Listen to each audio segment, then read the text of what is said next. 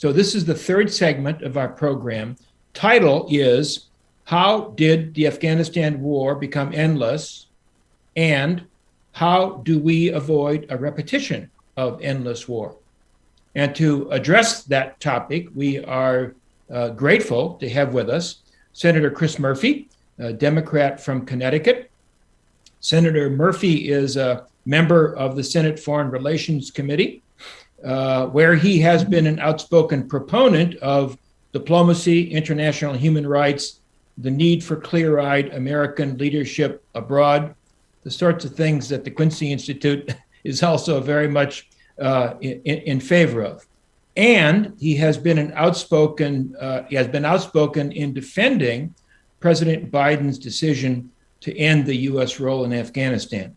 Senator, thanks so much for joining us today. I know we only have really a few minutes of your time, so let's jump right in. I'd like to ask you a question. You advocated U.S. withdrawal from Afghanistan starting in 2011. At roughly the same time that the Special Inspector for Afghanistan Reconstruction was reporting the massive fraud, waste, abuse that surrounded the Afghanistan mission. In 2019, more recently, the Washington Post began publishing the so-called Afghanistan Papers, which revealed unmistakable evidence that even the people in charge, politically and militarily, didn't believe that the Afghanistan war was winnable. And yet, the war continued. So my first question for you is, why was it so hard for Washington to bring this war to an end? Could you reflect on what might be some of the structural incentives within our system of government that led us to stay in Afghanistan for so long after the war had obviously become an exercise in futility? Sir. Well, Andrew, thanks for having me. Sorry for the technical glitch and sorry for some of the background noise here. I am doing this from my home in the very noisy south end of Hartford. Last night, I was at a remembrance ceremony in Westport, Connecticut, our statewide 9/11 remembrance ceremony, and they read off all of the names of Connecticut residents who died that day. As you can imagine, being right on the precipice of New York City, it took a long time to read that list. That list included 3 friends of mine. I think you have to understand the Afghanistan war in context. It comes off of September 11th. It was our immediate and very plausible response to that attack on the United States. Our mission was to defeat those who gave safe harbor to al-Qaeda. We can have an argument now, 20 years later, as to whether or not we should have gone about the business of regime change or whether we should have entered into some negotiation with the Taliban once we had entered the country in order to try to make sure that they handed over as much of al-Qaeda leadership as they had access to. But we did set about the mission very quickly of undergoing regime change, of eliminating the Taliban from Afghanistan. And once the United States committed itself to that mission, you can understand why most Americans wanted to see it through.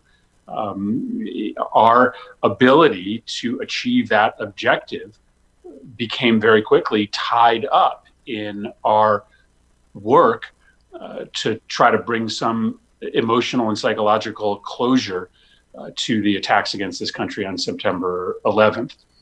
That's part of the explanation, and I think understandable. But very quickly, the foreign policy consensus in Washington sort of took over this project.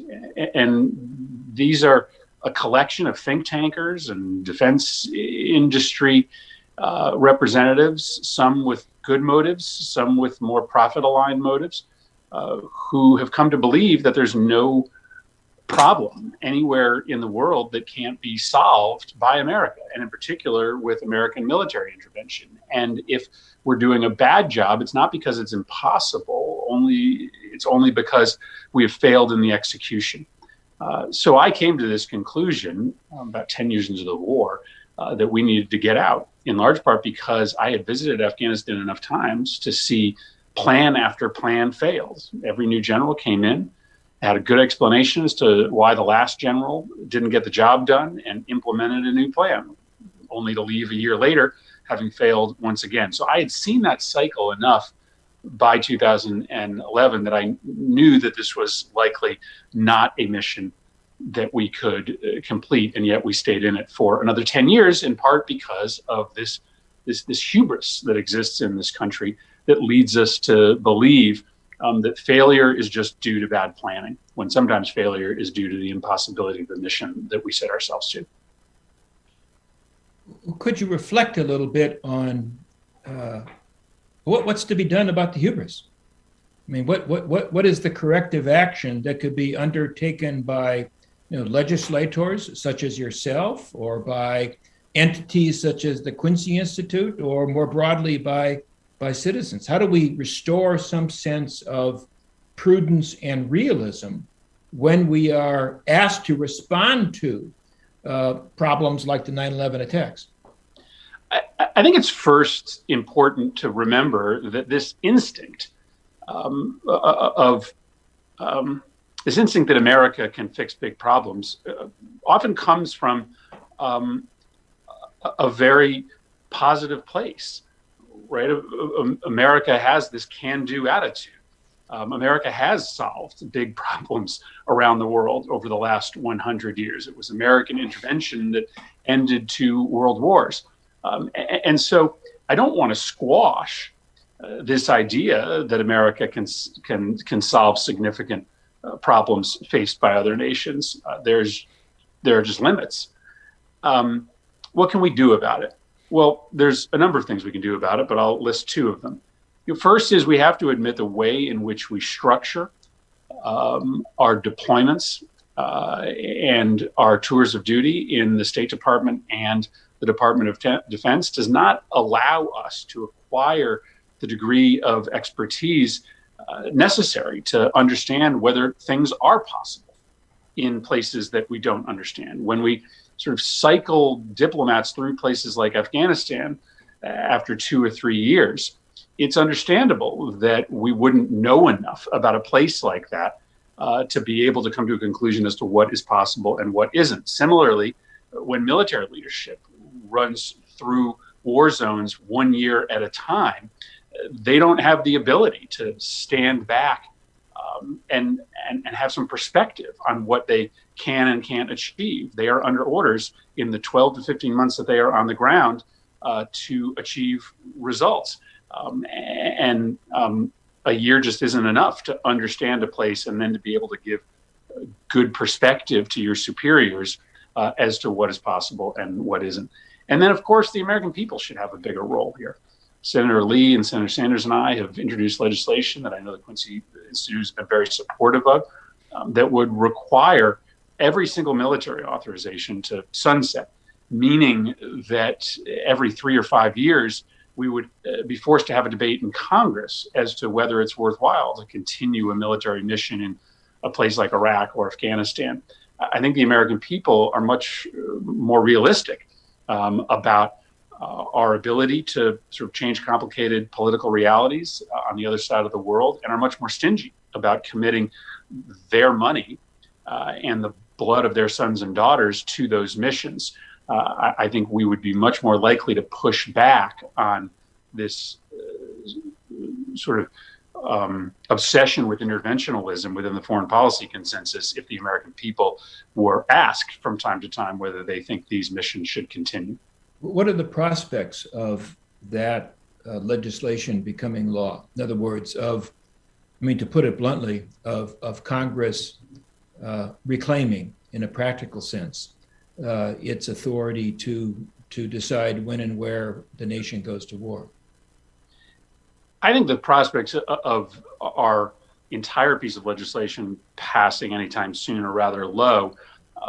But my belief is that Congress is going to reclaim its foreign policy authorities that are granted to it under the Constitution piece by piece. I think the first step is to pass Senator Kaine and Senator Young's bill to end the Iraq War authorizations.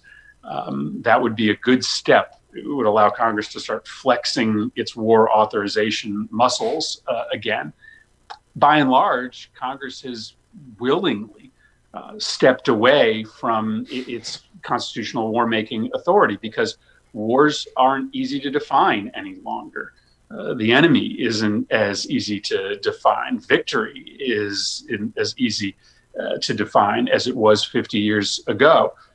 So given that these decisions are harder, that the definitions around them are more difficult, Congress has punted willingly, gladly at times. I remember the debate around the Libya intervention. In that case, Congress just couldn't make up its mind. A lot of people in Congress didn't want to be against taking out Gaddafi, but a lot of people in Congress didn't want to have to accept the blame if it went wrong. So in that case, the easiest thing was to do nothing and turn the other way, as the president, at that time, President Obama, undertook what was likely an illegal military campaign unauthorized by Congress. So Congress has got to decide that it's willing to take some risk and take some blame if things go wrong. I think that's what our founding fathers required of us. Could you talk a little bit more about the effort to repeal those two AUMFs, particularly, if I'm correct, it's the second one was specifically related to the forthcoming invasion of Iraq that occurred in 2003. Quite frankly, as an outsider, it seems like a total no-brainer to repeal those. And as you suggested, that could then constitute a first step toward Congress reclaiming its constitutional role. Apparently, it's not a no-brainer. Could you help us understand why it's so difficult to take that preliminary step? Yeah, the 2003 authorization of military force gave permission to the United States president to carry out a war against Saddam Hussein. Are we still at war with Saddam Hussein? No, we are not. To the extent that we have forces inside Iraq today, it is by invitation of the Iraqi government to defend the Iraqi government from outside attack. That authorization of military force is intended to defeat the Iraqi government. There is absolutely no rationale to keep that piece of legislation on the books. For those that want to keep it there, they want it to be a tool for presidents to be able to conduct expansive operations in the region using that authorization as a hook. So for instance, for those that want the United States to go to war with Iran, an authorization to be at war in Iraq is helpful because the Iranians are present in Iraq. They are seeking to undermine the U.S. presence there. And some folks who would like us to be in a kinetic conflict with the Iranian government think to themselves that the 2003 authorization, if it stays on the books, might be able to be contorted into an authorization to start another war. So there are malevolent motivations behind those who want to keep the 2003 authorization on the books. If they want to have a debate about going to war with Iran or Iranian proxies, then let's have it. Let's debate that conflict or that potential conflict on its own terms rather than trying to contort these old authorizations to fit new conflicts. I understand what you said and still find it fairly disturbing, to be honest. I know that we have only a limited amount of time, and so I'm going to ask you just one more question. It relates to President Biden's speech to the nation on August 31st, when he said, quote, "This decision about Afghanistan is not just about Afghanistan. It's about ending an era of major military operations to remake other countries." The president was suggesting that his decision on Afghanistan was indeed something that has strategic implications for what U.S. national security policy is going to look like going forward. What do you think his statement meant? What do you think his statement should mean? I was proud of his statement. I have defended his decision to withdraw from Afghanistan, in large part because the American people support that decision. But my belief is this: in order to end this obsession with U.S. military interventionism, we need to change the toolkit we hand to each president. When the president only has military assets to deploy, then every problem around the world gets viewed through a military lens. When we put $1 trillion, or nearly $1 trillion every year, into the Department of Defense and intelligence services, and less than 1/10 of that amount into economic aid, democracy aid, support for human rights, then of course the president is going to be prone to listen to military advisors, because he has 10 times as many military advisors as he has international economic aid advisors or democracy promotion advisors. So I just think we've got to reorient the sort of balance of spending so that when the president sees a problem, he has tools other than military intervention or military aid with which to solve it. I just came back from Lebanon. Lebanon is a country in crisis right now, but our primary means of effort with the Lebanese government is through the military. Now in Lebanon, the Lebanese military is a force for good. They are a multi-religious, multi-ethnic force. But the fact that the only way we can help Lebanon is to just give more money to its military instead of significant assistance to buttress its democracy or to solve its economic crisis is an example of the problem every president faces, and the reason why we tend to get into these wars that end up dragging on, because we don't have other tools to try to solve big problems around the world. Senator, I know you got to run. I'd like to ask you just one more question, if I may, because it sounds to me like what you are suggesting is that we need to reconceptualize what the phrase national security means.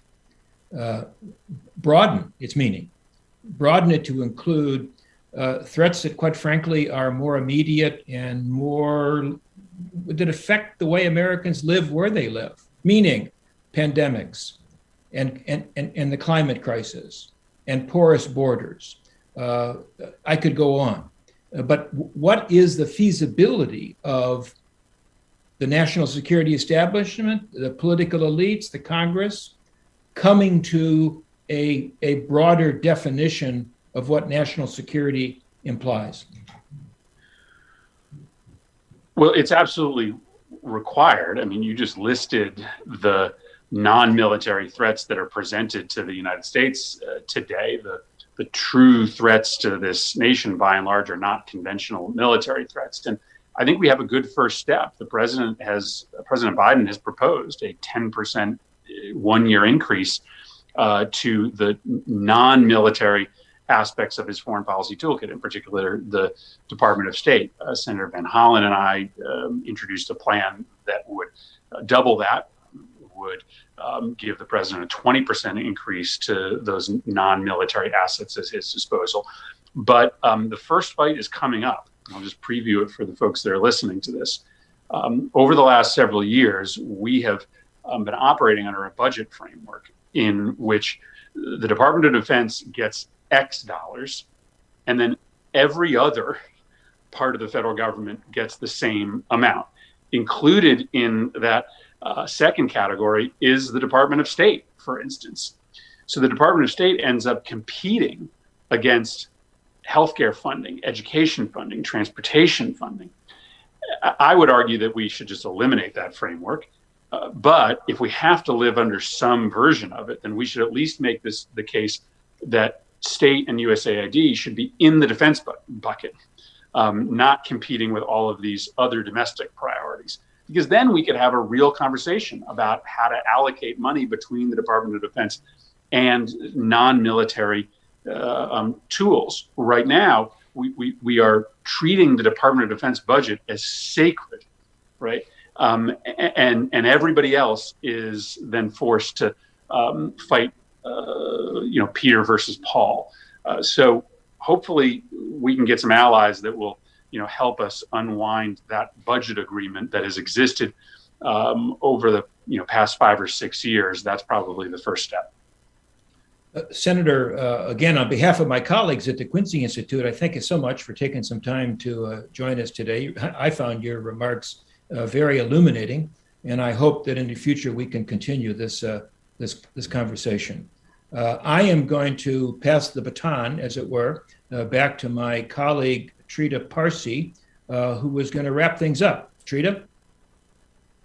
Thank you so much, Andrew, and thank you so much, Senator Murphy, not only for your comments here today, but for the extraordinary leadership you showed during Biden's withdrawal from Afghanistan. You were one of the best and the loudest voices for a more restrained foreign policy during this episode, and we very much look forward to seeing and working with you on these issues going forward as well. I want to thank all of you and all of the panelists for sticking with us today to talk about these very important issues. But before I let you go, I want to ask you of 3 things. First, go to our website, quincyinst.org, and subscribe to our newsletter so that you can receive notifications of all of our future conferences, webinars, as well as our reports and op-ed and written material. Secondly, I want to let you know about our 2 upcoming webinars. On September 21st, we will be joined by Eugene Goals and Kirsten Fontenrose to discuss the topic on whether the United States need any permanent military bases in the Middle East at all. Eugene Goals wrote an excellent paper for the Quincy Institute, making the case as to why we do not need those. And I believe Kirsten is on the opposite side of that issue. And I think it will be a very fascinating and interesting discussion and debate.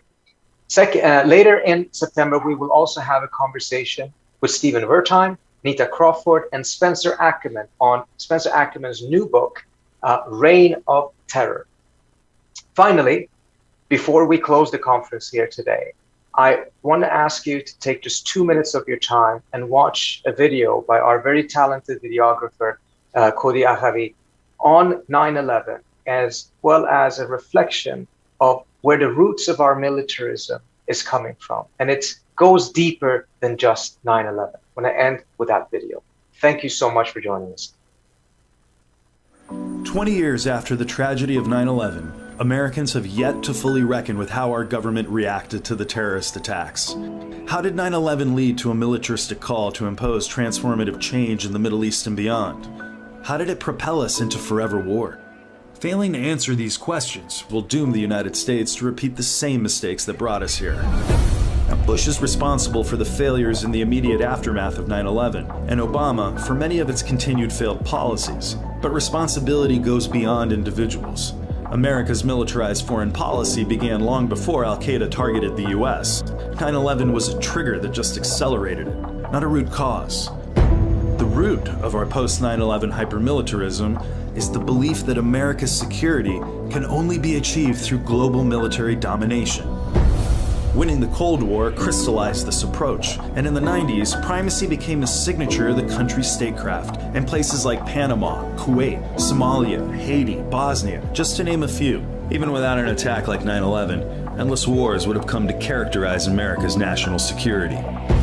Neoconservatives just used 9/11 as a justification to expand the use of preemptive military force, a policy that sadly at the time enjoyed bipartisan support.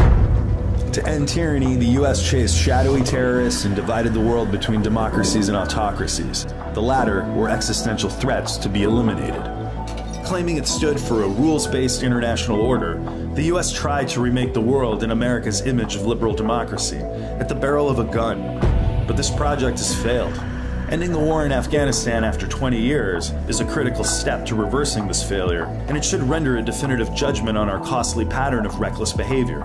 But as long as the US bases its foreign policy on primacy, the country will continue to pursue domination for the sake of domination, and regardless of its impact on American security, will always be on the edge of war. So as we commemorate the tragedy of 9/11, we need to go beyond the question of individual blame and reckon with the system and an ideology that sustains forever war.